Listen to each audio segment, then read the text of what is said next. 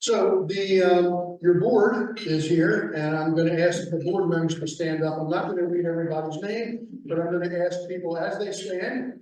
Please, board members that are here, please stand. And then just announce your name. Hans Hoffman, Vice President. Dave Sire, Webmaster. Carl Barton. Cheryl Duvall, President, Director.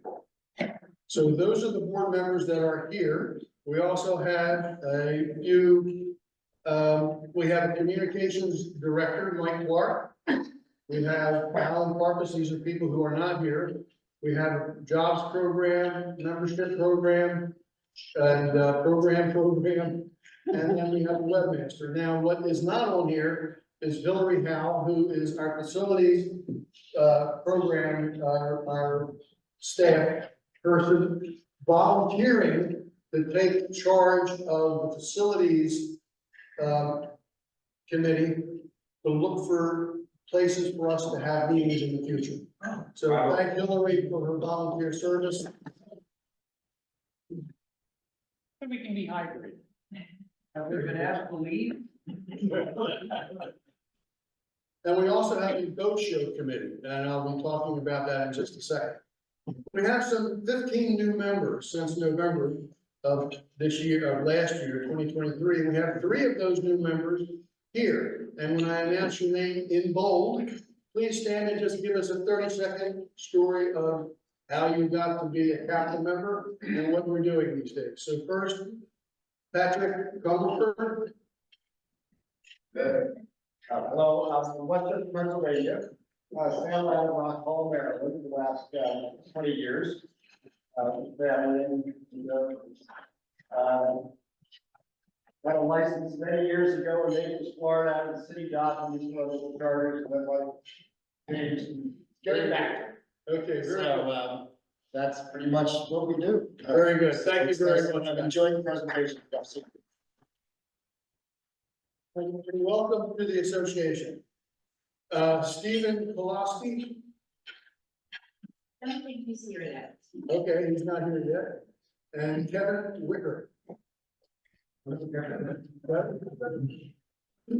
only got 30 seconds, Kevin. Good. All right.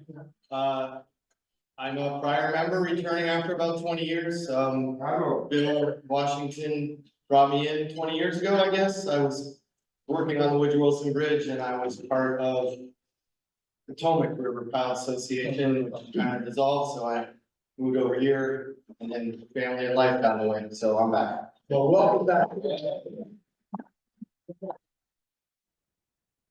They were in the way, they were there. Now, here are the boat shows. We are doing boat shows,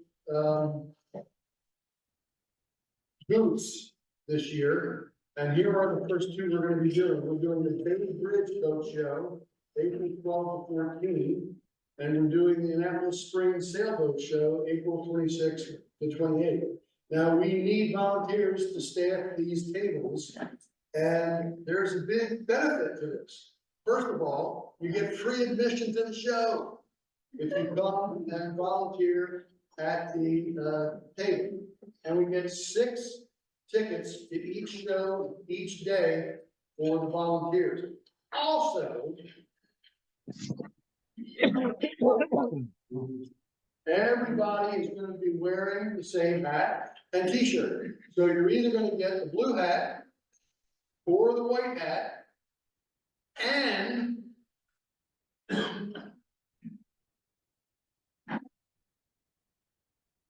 the CAPCA t-shirt. And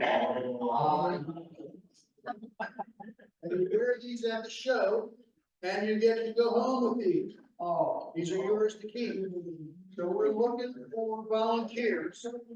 And despite all of the good things you're gonna get, you're gonna be helping the association meet new people. And it's so important for us to build our membership and get our word out about what we do as captains, helping people move boats and giving instruction to others.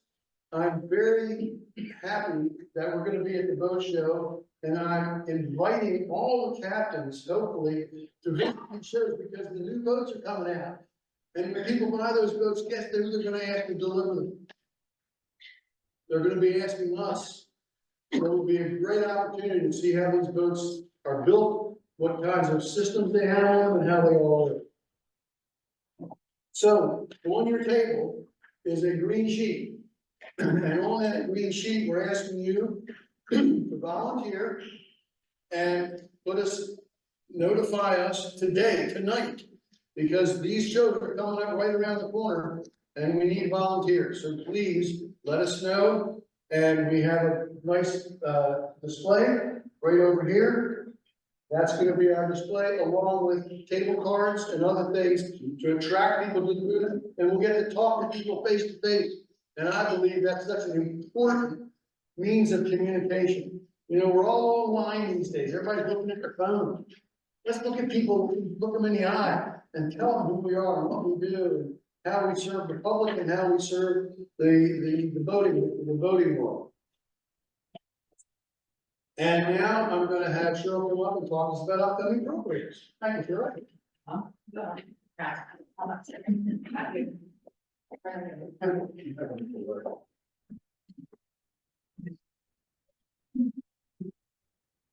Are we sure that the, Zoom is working? Do you know? I think it is. Okay. Yeah. Okay. I just want to make sure that it was not, okay, because I didn't tell if it was shit or not. Okay. All right, so we have an amazing couple of programs coming up. The first one to announce is April 15th, which is a third Monday. You know, we typically meet on the fourth Mondays. So please mark your calendar that next month and the month of May are the third Monday. So we have CAPCA member Captain Rob Chichester, and who I think is online with us. We do have a couple people beta testing tonight, by the way, a hybrid experience. So we're here in the room. We weren't ready to go live with this yet, but I can walk with this. But I'm going to point out, this is our meeting now. This meeting now turns and follows the people who are speaking and is able to communicate back and forth. So with that meeting now and Mike's and the assistance of Hillary and Dave, who know what they're doing technology wise, because I do not, as well as the Zoom plus the Zoom connections that we do, we'll be able to hopefully provide a hybrid experience. So if you're unable to be with us and we're having an in-person meeting, you would have an option. So on your tables, there are orange forms.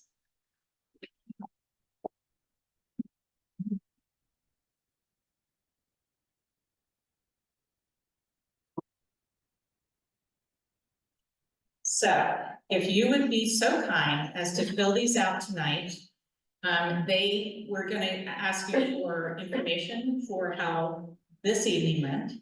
Also, why did you come this evening? And also, if we offered hybrid meetings, would you still come in person? Or would it be depending on your schedule or those things? You can check all that above.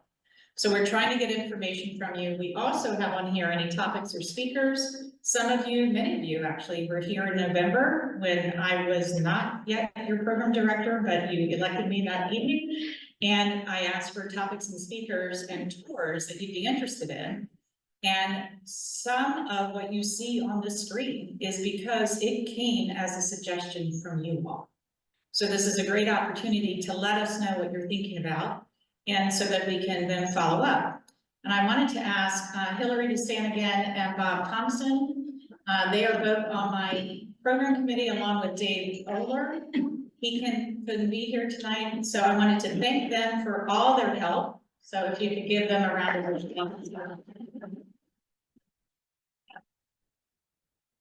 And Bob is recently retired from the U.S. Coast Guard, and he, at the last meeting in November that we had in person, came up to me afterwards and said, you know, if you ever need a warm introduction to anybody at the US Coast Guard, I might be able to help you. And I said, oh my goodness, that could be lovely. And so he has totally taken charge of the May meeting that you see here, where we're gonna have three officers from the US Coast Guard talk to us about how they manage and oversee search and rescue missions on the water. So, and hot off the press, this morning, we found out at what, 10 a.m. this morning or something, Bob? That they're opening the command center for a tour for us in Baltimore on the morning of Tuesday, April 9th.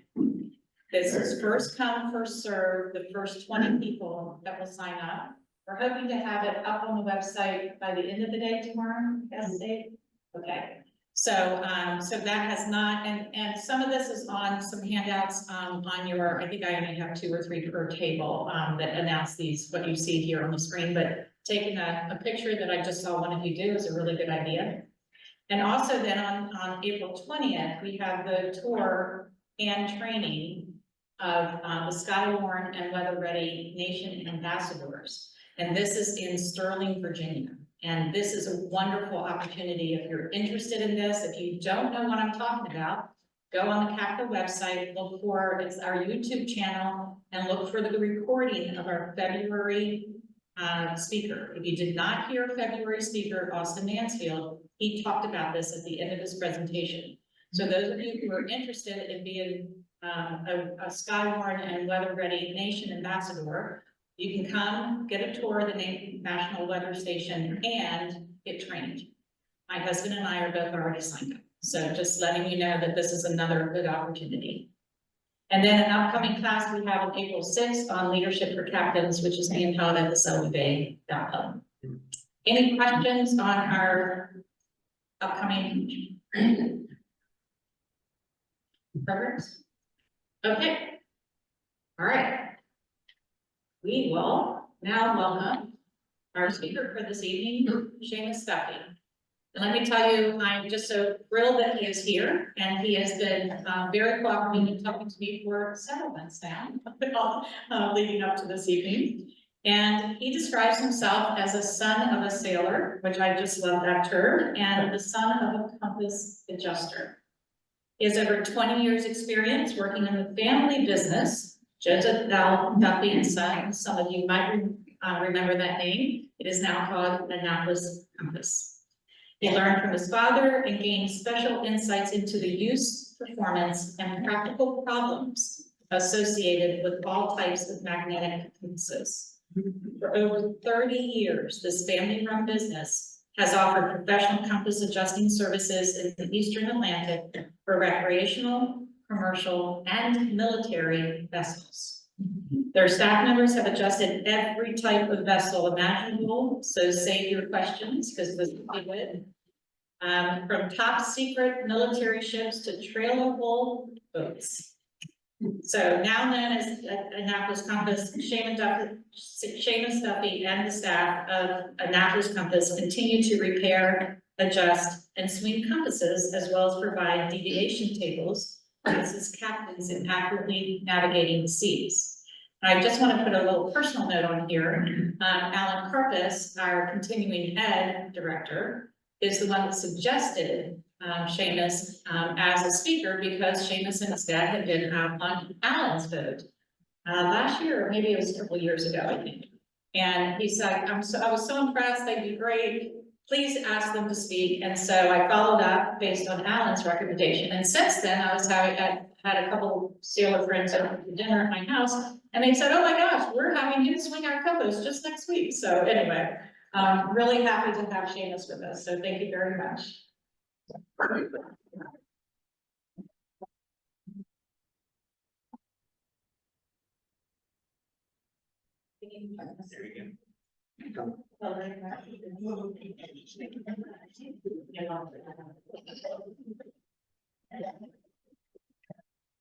Good evening. How's everybody?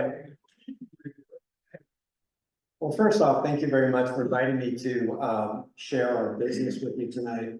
It's always a pleasure to stand in front of a group of mariners, because we all share the common goal of the love of the sea and the love of travel. We all want to be safe and understanding what we're doing.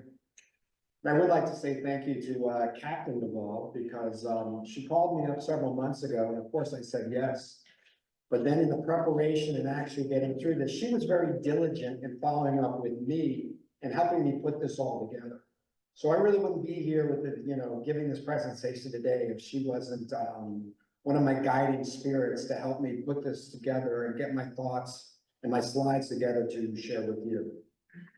So with that, thank you, Sharon. So as the slide says, I'm Seamus Duffy, and I run a business called the Navigator's Compass. It's a business that my father did start somewhere back in 1984. And as he started to age up and I started to have interest, I eventually took the company over some 20 years ago. And I've kind of built it into more of a universal compass adjusting, expanding our client base from, the average recreational boater all the way up to the military. We do about a dozen tug companies, the Coast Guard, the Navy, up and down the East Coast, generally running from New York into Norfolk. And as I'll start to say, this business, it's a very interesting business. There is none like it. I'm a financial person by trade. And so when you get into this business, you really have to understand a lot of things to make this come together. But the one thing you have to understand basically is, where does this all begin and why do we need a compass? So what I'd like to do real first is just kind of talk about what it is and why it happens. And the first thing we should really pay attention to is we all live on this planet Earth. And Earth, as we know, is a sphere. It's hollow. It has a molten interior that sloshes around that creates this magnetic field. And as we can see from the diagram up here, as this molten minerals are sloshing inside, it creates a magnetic field that is really of the main importance that keeps this planet spinning in orbit inside the universe, but also keeps all of us with our feet on the ground. So as much as we're going to talk about this field today and how we use it to navigate, we have to understand that this is something that is, and the interesting point is, this sphere will have a magnetic influence that comes out of the southern sphere. It loops around continuously and comes back up to the north. It provides a constant form of energy that we use to do our navigation. But let's take a step back further and where did this all begin and how did this start? And to do that, what we really need to do is go back some 4,000 years ago. And 4,000 years ago, in an island in Greece, there was a shepherd tending his flock. And as he's walking through the rocky hills, he noticed that one of his sandals stuck to a rock. And upon examination, after his foot came out, he went down to pull the sandal up and he realized that the nails of his sandal were attracted to this rock. And what he noticed was there was this attraction. And so the scientists of the Greek era and the inventors, they all dug this rock up and this is what they found. And upon further, are we out of time here? So what they noticed was that further, they studied that this property of connection was happening between the mineral and the steel. So what they did is they further developed this and they named this attraction after the shepherd whose name was Magnus. And that's where our term magnetism comes from. So a little bit of folklore for you, but this rock, we now call it lodestone. And lodestone is found throughout the planet. It's nothing unusual, but it is a rock that has the same magnesium elements that make up a magnetic particles. So our next step would be to travel some 6,000 miles to the east, and some 2,000 years later, we're about the year 220 BC. And in the province of Asia that we now know as China, the inventors and the scientists and philosophers at the time would use the lodestone and they would place it in a vessel, place it on a piece of wood in a vessel of water. And what they found is that as they moved this vessel of water from side to side, the lodestone would continually point in the same direction. They did not know about magnetic north at the time, but they just knew that as the vessel moved, the lodestone would continually hold in a single direction. And we'd have to know at this time what was going on in the world of the ancient Asian philosophers and scientists. What they were doing is they were studying everything they can. They were mapping the skies, they were developing time, and lodestone was a center point that held a constant that they used. Over the period of time at night, they realized that the lodestone would always point in the sky when they're looking at the constellations to the brightest star. It was the closest thing that they could find. And this brightest star, as we know, is Polaris. And as we can see Polaris over here, which we know is on the handle of the Little Dipper, it's always what we call today the North Star. So with further time and over the next couple of centuries, if you will, they started to chart Polaris in relation to the lodestone, and they realized that Polaris was just the center, and the Big Dipper, with the dipper open, would point and rotate throughout the year around Polaris. And what this rotation circle starts to show is the cycle that the Earth goes through as it's spinning through the orbit or the universe. And as the ancient Asian philosophers and scientists at the time were charting this, they developed this into what we would now call the solar calendar. And this solar calendar is kind of visioned here, and it's the constellations that are orbiting through. And if we just use the Polaris with the Big Dipper as an orientation, what we find is the way they segmented this out was they found out that this circle had 13 sections, and each section had approximately 27 periods in there. And this is how they calculated over many centuries that we would go through the cycle again and again and again. Well, what's really interesting, if you take 13 and you multiply it by 27.5, you wind up with a 360-degree number. Now, what's important about 360 degrees for us mariners? We all know that that is the circumference of the degrees around the circle. So as we start to see that the scientists, the lodestone helped them find it, and now we know that we're continuing to turn the orbit in a circle. So what the Asian inventors came up with was the first thing we would call, this is actually the basis for the first compass. And what you'll see here, if you notice, this is a spoon, or it's a dipper. And it's in the shape of the Big Dipper, but they made it out of lodestone. And this plate that it sits on was the calendar, or how they would measure the degrees around the circle. But it also shows that each one of these, it has 13 sections, and each section has about 27 periods. So at this time, we start to see where they're starting to understand how the Earth is orbiting on a continual basis, but they also have this instrument that no matter where you move the plate, the dipper was going to point in the same direction. So in theory, the dipper never moves. The plate moves around, which is the first cardinal rule that we all have to understand when we are looking at a compass on our vessels. When we're on the heading and we swing our vessels, which moves, the compass or the vessel? And the question is, the answer is the vessel. Your compass never moves. It's always fixed on that magnetic north point. So what the ancient Chinese did is, over the next couple of centuries, they developed that into what we'll see on the left here. You can see where they were using the square in the section with the calendar.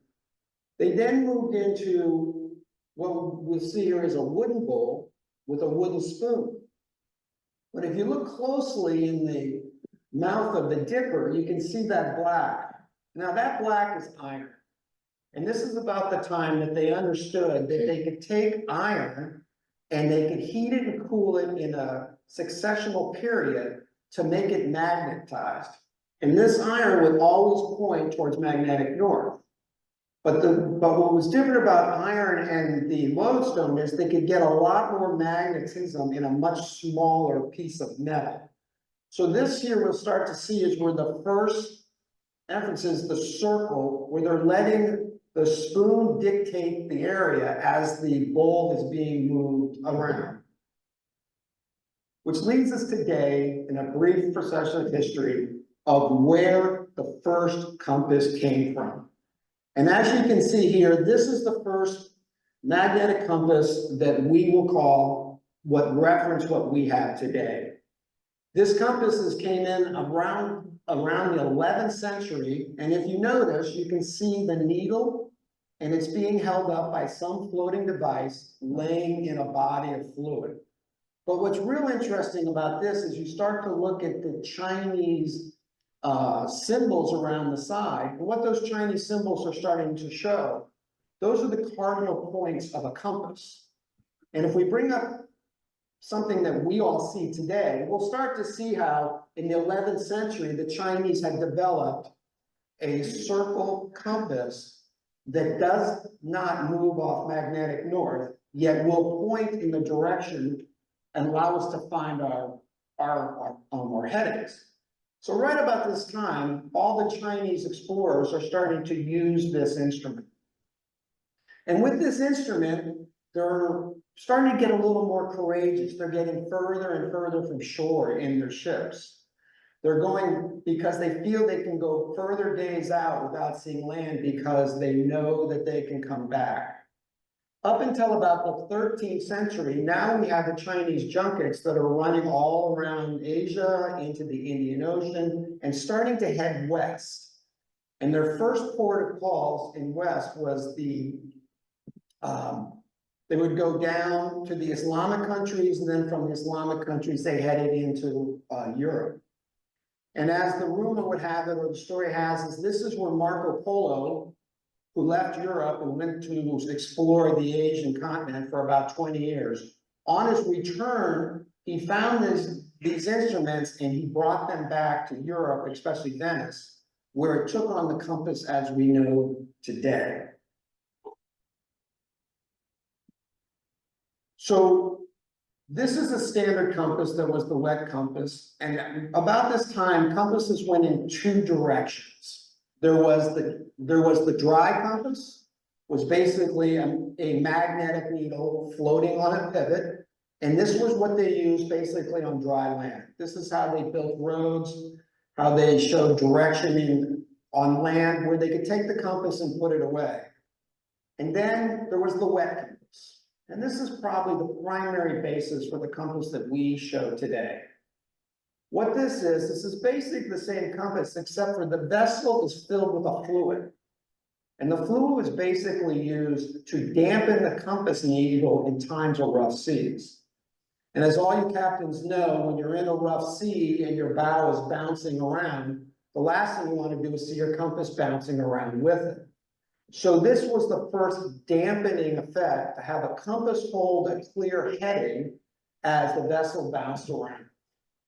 So the modern day compass, from here on out that we're going to talk about, is pretty much of a wet compass, as we call it. And the reason this is significant is they started with the dry compass, we're now in the wet compass, and we can talk about where we are today with electronic compasses. So compasses have taken on the same basic principle with a lot of different properties. But the one thing to always remember is the compass always points in the same direction, and that is magnetic north. As we move into today's compass, it's pretty much the pinnacle of the wet compass. This is where they started to take the needle, instead of having a needle point the direction of magnetic north, what they do is they will take magnets and put them on the bottom of a compass card, which we'll talk a little bit about coming up. And we have heading indicators, and you can see where there are love lines around, basically giving us an overall understanding of how we're going to navigate the circle of the globe that we are in. the several types of wet compasses that we see today. This is a standard, this is called a Calvin White. This was the pinnacle of the compass out of the West Coast, Seattle, Washington. This was very used in the late 1800s to early 1900s, where it would navigate the ships out of the Pacific Northwest into the Orient, which was the closest port. This compass is still in use today. I'm sure a lot of you professionals have seen a compass like this. It's generally used on your tugboats or on your small cargo ships. When I say small cargo ship, I'm talking something about 350 feet or less. Usually, tonnage into the 50 tons or something like that. It's a very rugged compass. It's made to take a large abuse. Then we'll move into the one that we see quite a bit too in commercial ships. Now, this is the exact same compass, but it's in a different cradle. And the difference about this cradle is this cradle supports two spheres. And one of the questions I always get are, what are the spheres and what do they do? And we're going to talk a little more in depth about this. But these are called quadrangle spheres, or they're called Calvin spheres. And they're very significant in getting a true compass reading on a steel vessel. They play a very important part. We have our standard wet compass, which is for our medium-sized commercial, or this is really what you'll see in all of our pleasure sailboats, power boats. It's probably the mainstay. It's very nicely packaged in a stainless steel container. It won't stain, it won't rust, it resists all of the weather that you see out there. And sitting behind it is the binnacle. And the reason we like to talk a little bit about the binnacle is the biggest enemy to a compass is weather exposure. And the weather exposure is very, harsh on it. So they tend to try and isolate it. And anybody who has a compass that's exposed, you really should cover it when you're not using it, because ultraviolet is not your friend. Sea salt and spray will do nothing but to actually dull the actual globe of the compass. And then next and last, we'll talk about the granddaddy or the greatest compass that is used today. Now, this is the C-class compass. It is probably the finest piece of instrument for navigation. It is handmade in Germany to this day. This is the compass that you see on every major freighter that operates throughout the world. This compass has been around the globe millions and millions of times. And if you go out to any of your major ships, this is the compass that they use. It is absolutely the finest machine. It has the most accurate, and it's really built like a Swiss watch. And it's made by Plath, and everybody knows about the quality of the Plath instrumentation to this day. So when we have a Plath compass, that Plath compass is usually housed in a tower. This is an example of what we would call a Navital tower. Now, how many times have we been up and down the bay and looked at freighters? And if you look on the roof of the freighter, it's of the roof of the bridge, it's what they call the monkey island. And on Monkey Island, there's all kinds of apparatuses. But if you look in the center of the Monkey Island, every time you see one of these freighters, you'll see this Navital tower. This is the mainstay. And it's interesting because what they're trying to do now is they're trying to get the compass as far away from all of the steel of the ship, all of the instrumentation that can add some type of interference and cause the compass not to find magnetic north properly. Here again, you'll see our Calvin spheres on each side. And in the black boxes at the bottom, what you'll find is that's where someone like myself will go in and do the adjustment to make sure that with any type of interference to magnetic north is eradicated or corrected, so we will always find magnetic north. If we were to take the cover off on the left-hand side, you can see where our C-class compass is. And this is very interesting because this is usually about 12 or 15 feet above the helmsman. So inside of this tower, there is some type of a communication device, usually a usually a mirror tube, sometimes a camera, that will come down through the roof of the bridge to right above the helm station, and it will reflect what you're reading on the compass above. The interesting point about this compass card is you can see the top, it has the exact same calibrations printed on the bottom. So when you're looking from down below at the bridge, you're looking up to the compass, you can view your heading. Or when the compass adjuster like myself comes on, we have to take this apart so we can read. And if you look to the right, you can see in the center there's kind of like a little cross-hatched little tubes, and those tubes are where we will take our magnets. We have magnet tubes that are specially built for this type of a compass tower. This is the only type of tower that uses the magnetic tube, but we can move these magnets up and down in those holes and to port and starboard. And that allows us to make sure that any type of interference that would not allow this compass to find magnetic north, we can correct that so we can get it as square as possible. And then, of course, we have our Kelvin spheres. And this is one of the main questions I get is, what are they? Why do I need them? What do they do?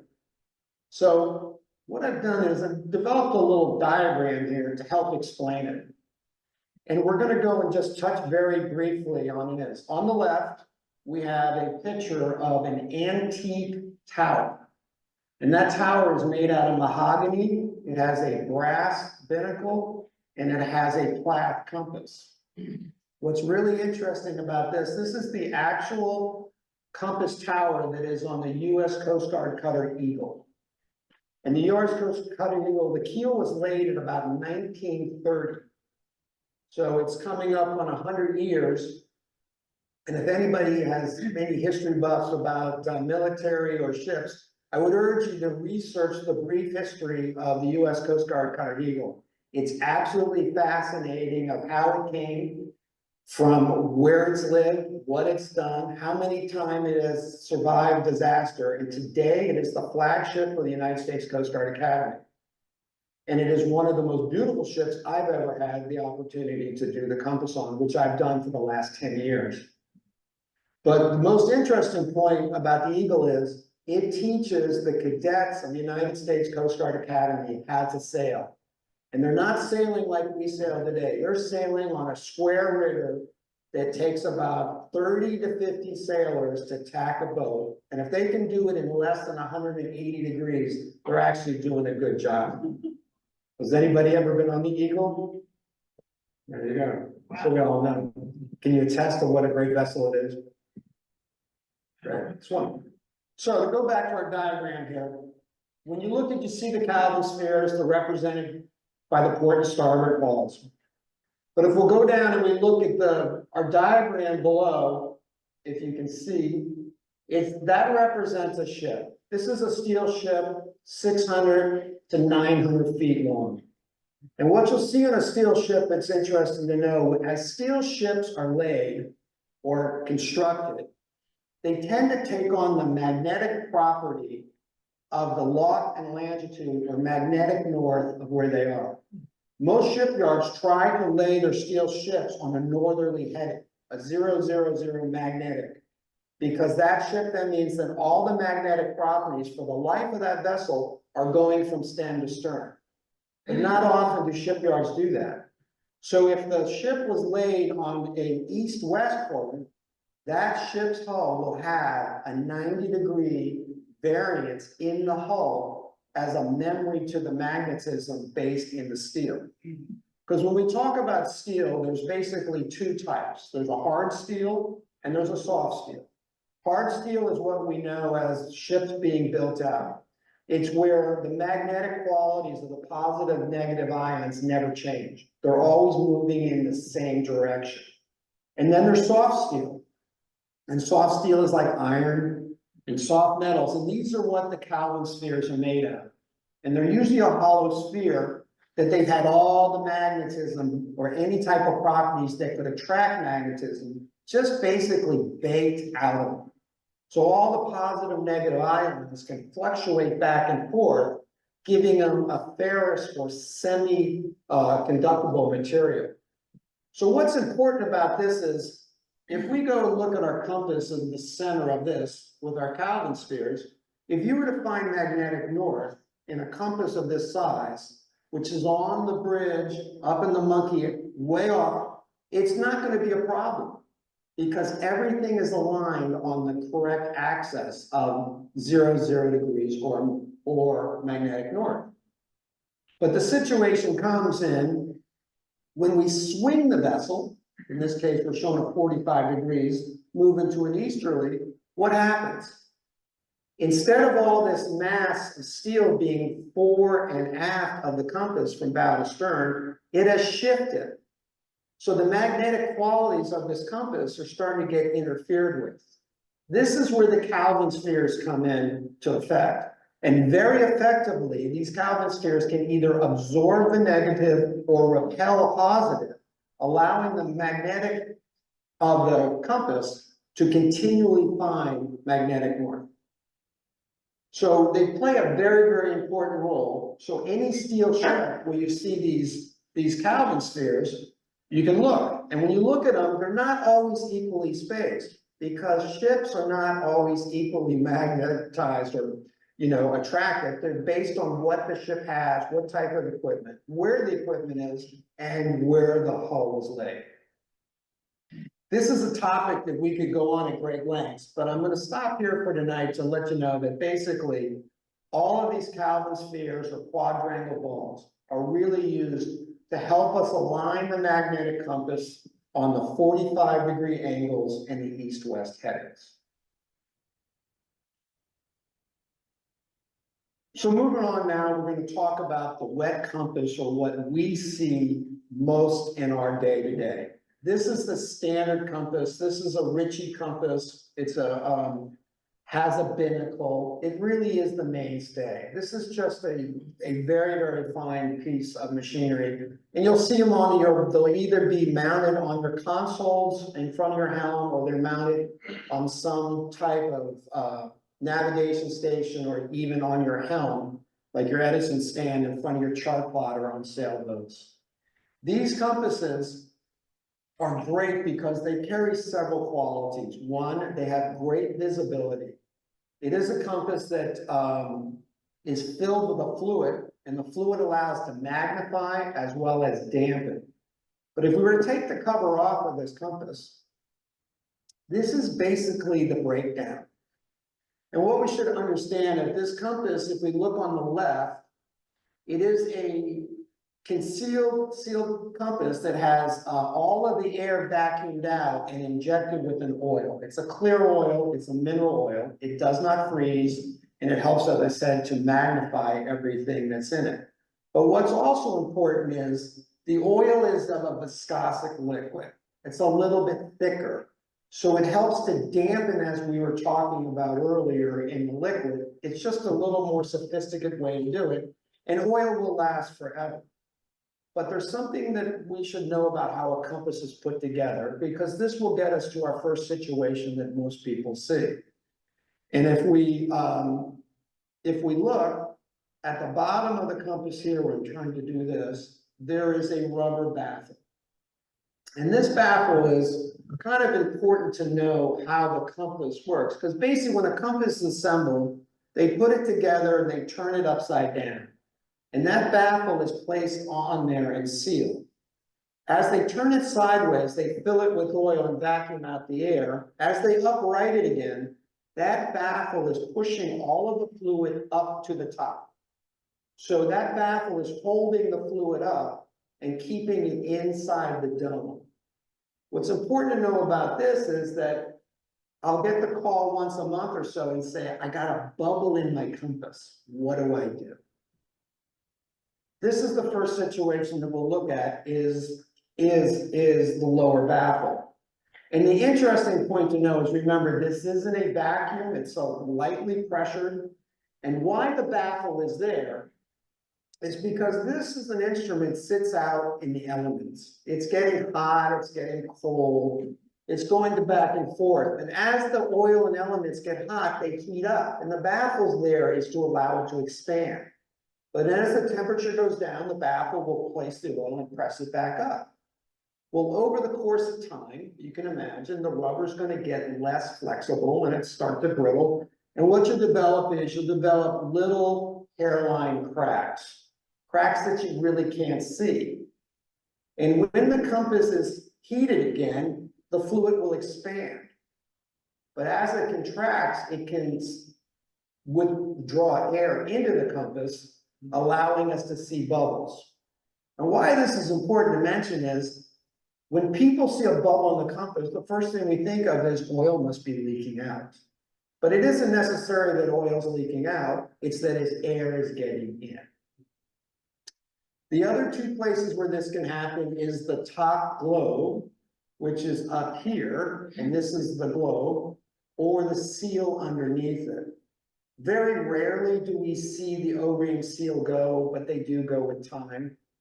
But on the top, the isinglass cover is the other one. And I'm sure we've all seen a nice compass that's been left out in the sun too long, and it will get some crazing, it'll get some cracks. And it can develop the same situation, whereas as the oil is pressed up and as it cools down, it will draw air in. Now, these isinglass domes don't go bad in a year or decades. It's usually multiple decades, or it's a compass that has been left out in the sun uncovered. So the one thing you can do to help keep your compass in the longest life possible is when you're not using it, cover it. If it's outside, you can get a binnacle cover like we saw, or get a canvas bag or something that covers it. If it's on a dashboard inside, just shield it from the ultraviolet and it will help protect that isinglass for a lot longer time. But the question is, if I have a bubble in my compass, what do I do? Well, the first thing to do is, if you give me a call, we'll talk about how you got the thing, but it isn't necessarily the end of your compass. A compass will function for quite some time, but once you get the bubble to about 20% exposed, you really have a ticking time bomb. It's not when something happened, it's how much time left do you have. It's not the end of the compass. Compasses are rebuilt every day. It is a process that I don't personally do, but there is a great gentleman in Eastport named Jay Gordon and Marshall that does all of my work for me. He's an exceptional guy. And what he has is a very nice machine that after he puts it together, it vacuums out every bit of air. And he makes compasses as good as new. If you give me a call, I'll be happy to give you a recommendation there. But the other thing is to look at the price of the rebuild, the price of a new compass and what you have. And sometimes you want to get a new compass. But any of these are questions that if you have, my information is going to be here. Feel free to give me a call. We'll have a conversation about your particular situation and I can help advise you on what the right path is to take.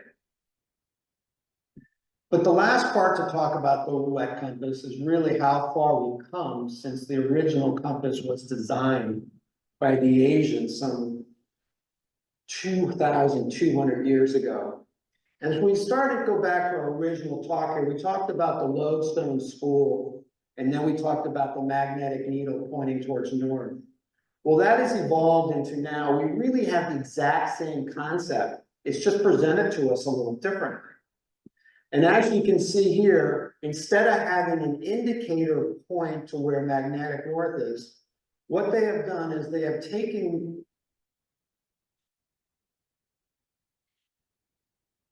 I can see this, oh, there you go. They have taken these magnets. All right, I'm just gonna do this, sorry. As you can see the bottom here, there are two magnets on the bottom of the card. They've taken these magnets and they have placed them up and they have fixed them to the bottom of the compass card. So the magnets are still there. They are still pointing towards magnetic north, but they've made it much easier to read by taking the indicators or the degrees and putting them on the card. What this allows us to do is it gives a much more easier to read compass, and it tends to give us a little bit easier steering and navigation. If we go down to the bottom of this, you can see on the center, there's something that looks like a dagger board, a center board, a keel, if you will. And Ritchie Compass, which we've all heard of, has a very interesting product here. They call this the powered dam. And what this is mainly do is to just the same thing as a keel or a center buoy would do with a boat going through water. This allows the compass card to be dampened with the agitation of a ship.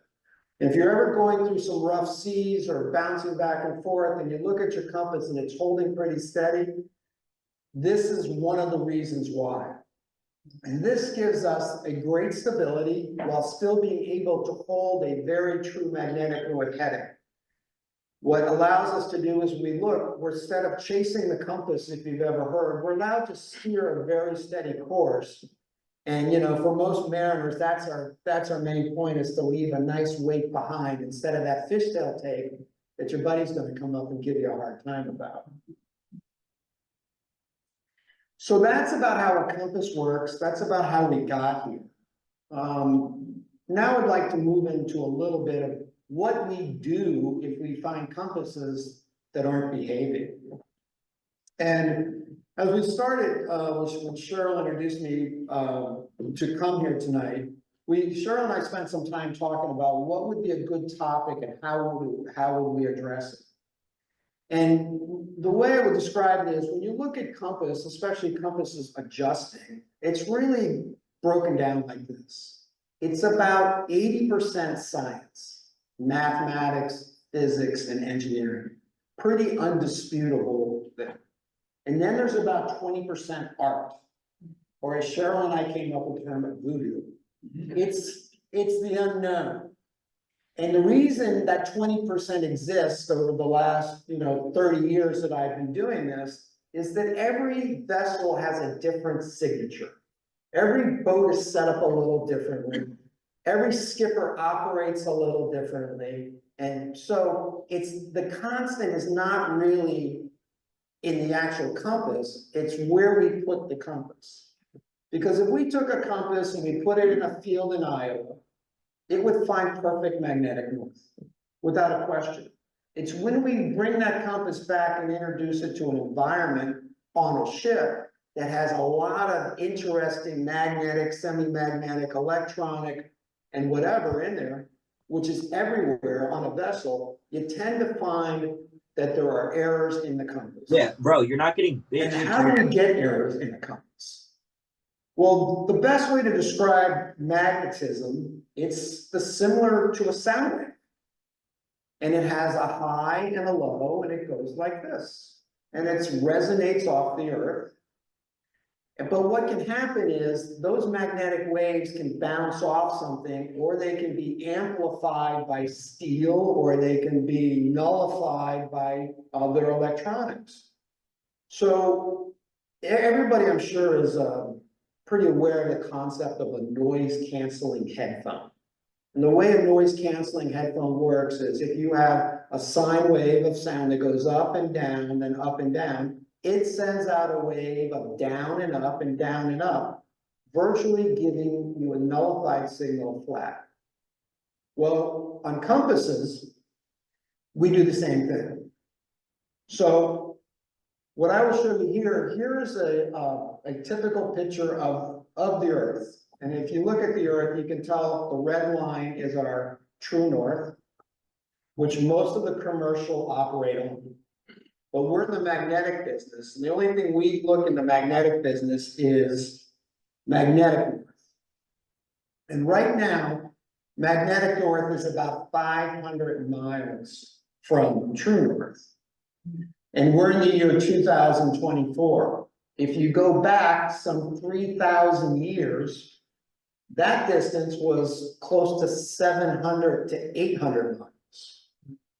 So the reason is the Earth as a planet in a universe that's spinning is in constant motion.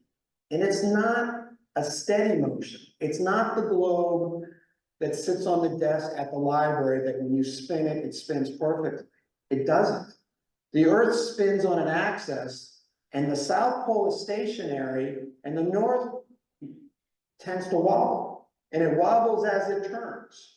And this is why sometimes you'll see in airports where they change runway numbers every 10 years, because they're changing the heading. So what this means to us in a mariner is we're living in a very changing environment. But I'll be honest, it's not something that we really notice in our lifetime. It is a very, very, very small change. I mean, that change of 40% was thousands of years. So, but we do know that the magnetic field is always changing. So that's why the Coast Guard requirement is for all commercial vessels to have your compass certified and adjusted every 24 months. That, along with whatever happens to a ship, it always makes sure that the compass is reading properly. Because when everything hits the fan, the compass is the one thing that you can count on, if you know that it's accurate. So back to our example here is we're always going to make sure that our compass is reading magnetic north. And the way we do that is at the base of every compass, on the smaller compass, and some of the bigger compass, we have to take magnets and put them outside. But this is a Ritchie compass that has the base of a compass, and if you'll notice, there are two brass rods, and on the end of the brass rods, you can kind of see it, but these are some very high-powered magnets. And what I can do is I can adjust those magnets to send in the opposite magnetic wave to correct the magnetic interference that we see. That magnetic interference can be very small to very great, depending on the ship, the instruments, and what we're doing. But this is typically what you'll see when you look at the base of your compass. You'll always see some little set screws. And if some people, I'm sure, wondered if I took it apart, what would I see? This is what you'll find. We adjust these back and forth, we move the in and out. Another example, here it is again. Now, this is off a must hire thing, but you can see how big the adjustments are and how they are. But they're basically, it's just a cross. One represents the north axis, north-south axis, and the other represents the east-west axis. And by adding in the opposite of what the interference is, we can find a neutral understanding of magnetism. So that's the adjustment. But the next question is, how do I know if our compass is correct? How do you know if it's reading right? And there's a number of ways. And some of the more ancient ways were to, someone would basically, if they understand what a sextant is, they'd bring a sextant in, they would shoot a horizon, they would find the sun, and they would get the azimuth, they would do a calculation, they would figure out on a table, they would get a long and latitude, and then they would figure out what the compass heading was. Well, that's a little bit above my pay grade for what I do. It's also can only be done when there is decent weather and calm seas, which eliminates a good part of adjusting a compass. And it isn't actually that accurate, to be truth. The common way that the Coast Guard will tell you is to find a point of land, find the chart, find the heading on the chart, and then adjust your compass there. Now that is the recipe for disaster for most people, because with too many atmospheric conditions of tide, wind, you can never quite find that perfect line. And once someone usually does that, which is namely some of our armed services, I am usually guaranteed to get a call within the next week. It's a great way to start and understand, but it's a very difficult art, even for myself, to adjust that way. And then there's the range. And if you've ever been up North Baltimore by the sugar plant, there's a great range there, and that's really an interesting way. As you pull into the channel, there are basically three lights, and you find the channel till all three lights are lined up, and then you look on the chart and it'll tell you what your heading is. And that's a great way, but that's only one heading. To be successful, to have a perfectly calibrated compass, we need to swing the boat around the compass in a 360-degree turn on multiple times. So what we developed at Annapolis Compass, I really should say me, what my father developed some 40 years ago was he built a box like this. And this is my famous box that my father designed. And what it was something he built back in the late 80s. And what you'll see in the middle here, this is an aircraft directional indicator finder. And it's a very fancy name for it's an independent source that shows direction. What this does in this very simple way, it's a compact way, it's very similar to a gyroscope. What it does is, it doesn't measure it doesn't measure heading, it measures degrees. So if you're looking for a compass, and we know that all of the headings are within the 360 degrees, if we set the magnetic compass up on a 0, 0 heading, and we match it to the gyro, and we swing the vessel 180 degrees, we should be heading where? South, right. If we're not heading south, that's our deviation that we need to correct. And what we do is we'll bring this on board, and what's very important to understand about this, it is independent of everything else on the vessel. And why we want something independent is, we want something that's gonna operate and show us degrees, so we can calibrate a compass. It does not get interfered with any electronics, there is no magnetic interfere. It takes a power source, but it also can be a self-contained power source. It's basically a very tried and true way to measure degrees.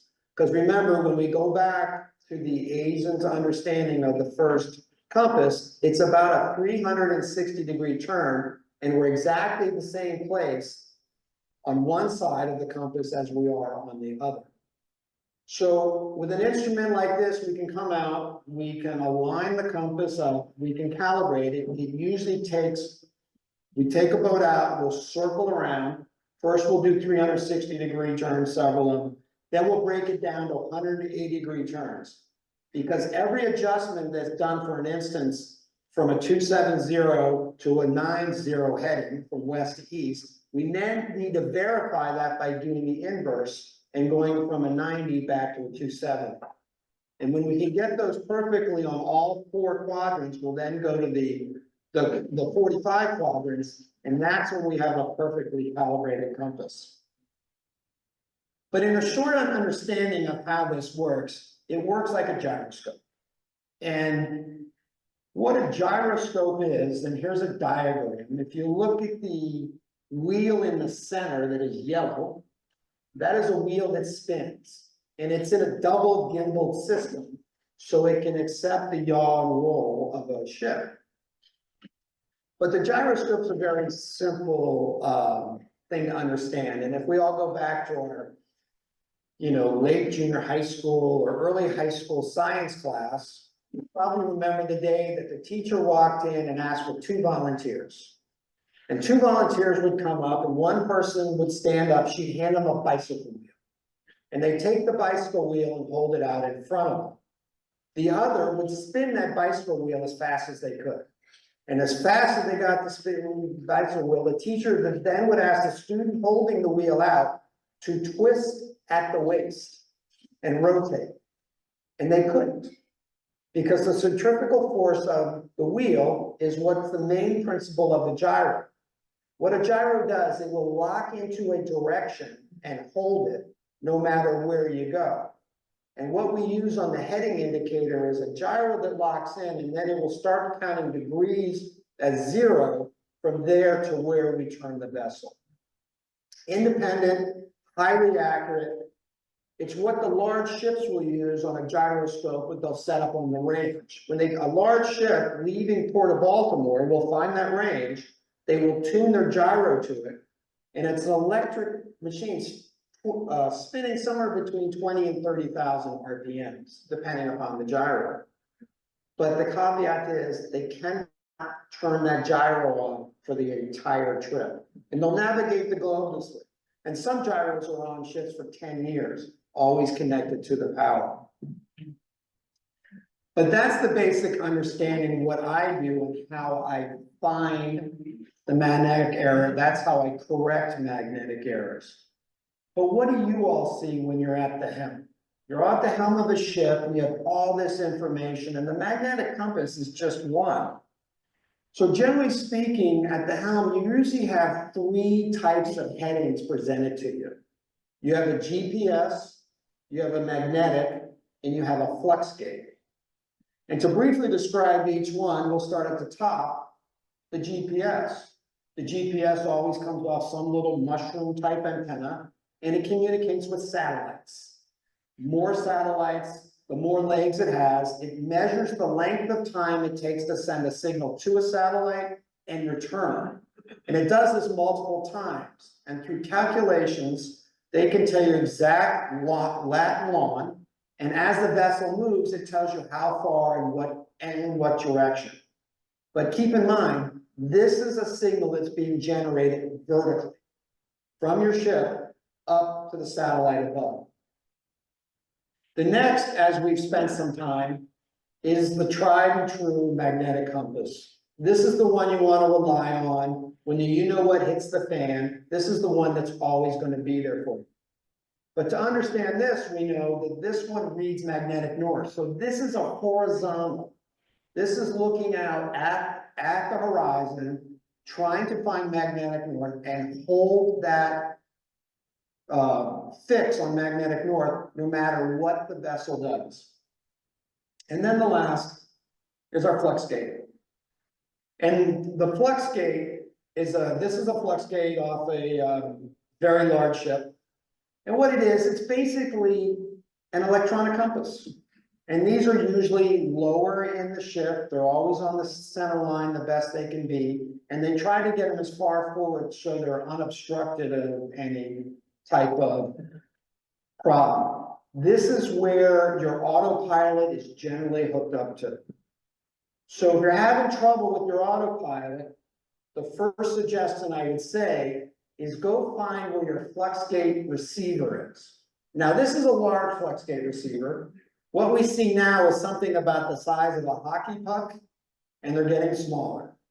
So sometimes they're a little hard to find because they stick them in unique places. Where the problem presents, the smaller we get, that opens up more space. And what happens when we have space on the boat? We want to store something in it. So anything non-magnetic is okay. A lot of times what you'll find is in your heading indicator is improperly reading on some headings or all heading because there's a toolbox or a fire extinguisher or something that you really need, but you don't want it to have it that accessible.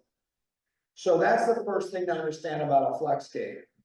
The other thing to realize is all three of these are giving you information based on a different technology. So on a perfect day, if you're leaving Annapolis and you're heading out towards Tolly Point and there's no breeze, no current, and no sea, all three of these heading indicators will give you just about the same heading. But what happens when you turn Tolly Point and head south over towards Thomas Point and down the bay, you could run into an easterly breeze of 10, 15 degrees. You're gonna have some current and maybe some seas. And when we think about a vessel going down, we have a magnetic, we have a GPS electric signal going this way. We have a magnetic compass going this way, and we have a FlexGate buried down here. And the simple understanding is we could be in a crab motion where we're heading off to the east end in our bow, but our stern thinks we're going north because we're coming around. You'll see that vary, and that's okay. The trick to understand as being as a good skipper is to understand what information is you are perceived and what technology it's based on. And the one thing to remember is that, like my father also said, is, this is like a man with 3 watches. All 3 are correct once, but you just don't know when. But a lot of times like this too, this is where I get a lot of phone calls, and I'm gonna leave my information here. I'll have some business cards, some little compass tchotchkes for anybody who's interested. But if you see something like this and it doesn't make sense, don't hesitate to pick up the phone, call me, send me an email. You can always find me at AnnapolisCompass.com, and we'll talk about your particular situation and see what type of remedy that we could recommend. A lot of these are very easy. Whenever I do a compass swing on a boat, as some people in here can attest to, Once we're finished, we always will look at the three instruments and have a conversation.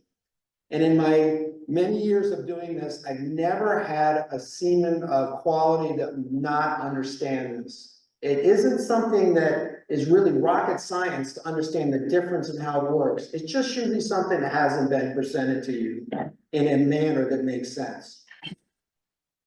But with all that being said, that's about what I have for the compasses and adjusting tonight. And I appreciate your time. Do you have time for some questions? Well, thank you very much.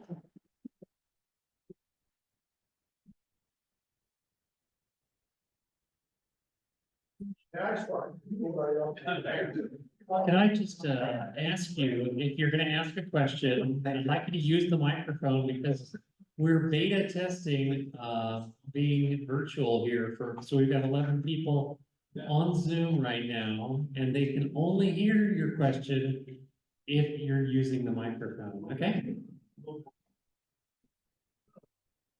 So my question, you have described the situation of the boat compass installed right in the center line of the craft.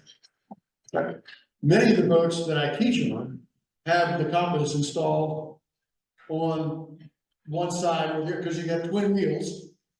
Correct. You've got two rudders, and you've got the compass right in front of the wheel, which is not in the center of the boat.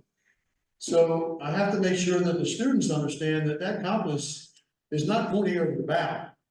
Correct. It's pointing straight ahead, but don't mistake it for the heading that you're on.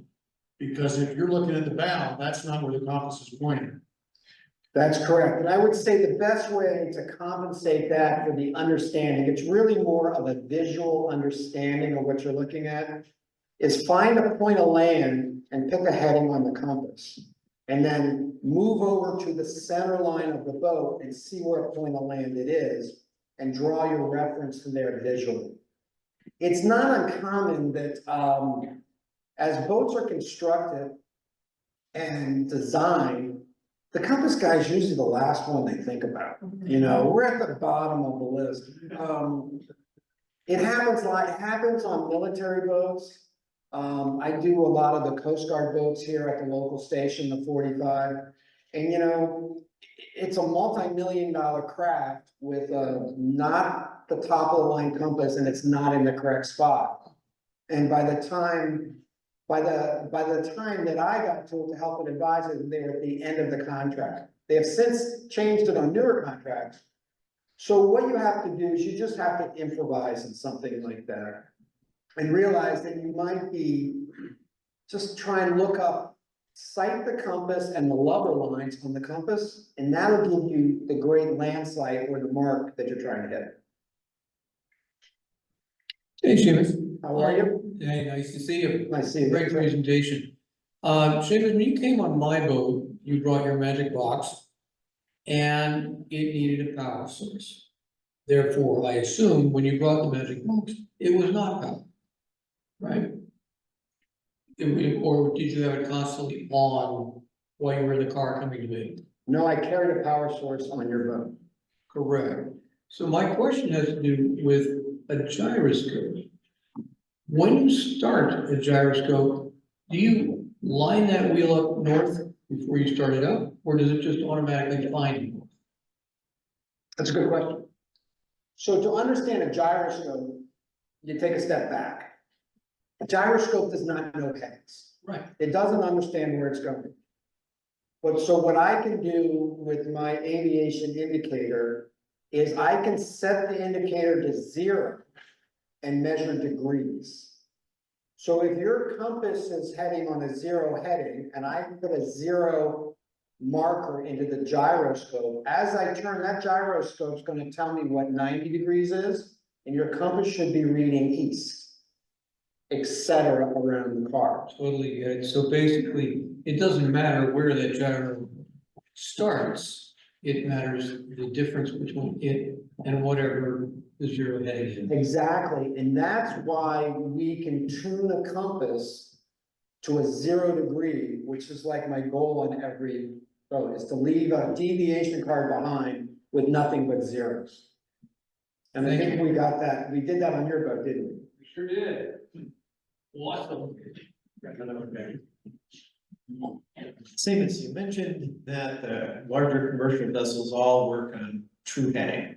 Correct. Yet the pedestal that you talked about on the top of their bridge is measuring magnetic north.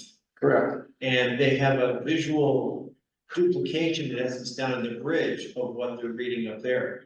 Where does the translation from the magnetic north that compass is reading to the true north that they want to use, where does that occur?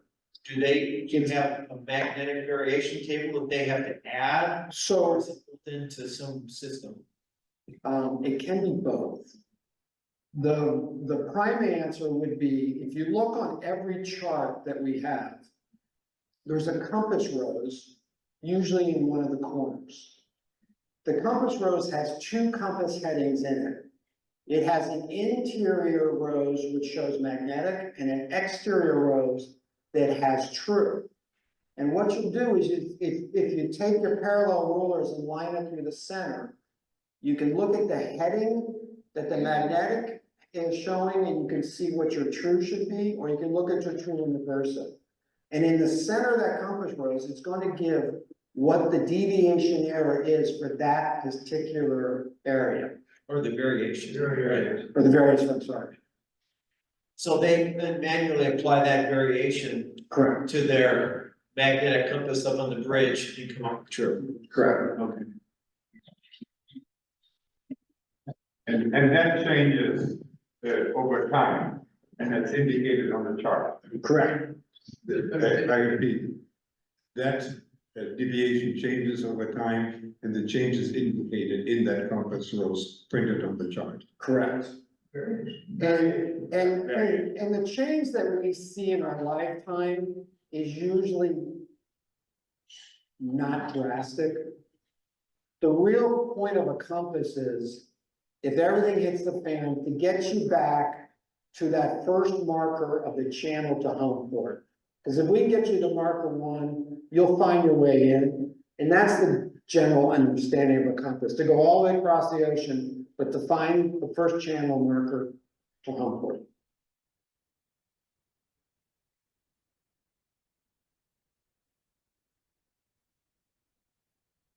You good? All right, well, thank you very much. It was a pleasure to attend this. I have plenty of business cards and I have some tchotchkes comes along, but if anybody has a thought or something, or if you're on a vessel, you see something that you need a question, don't hesitate to find me at AnnapolisCompass.com and we'll be able to help you out. Thank you very much for letting me talk tonight. It's a pleasure to come. Thank you. I just wanted to say, thank you, Seamus. That was amazing. I learned so much. I had no idea.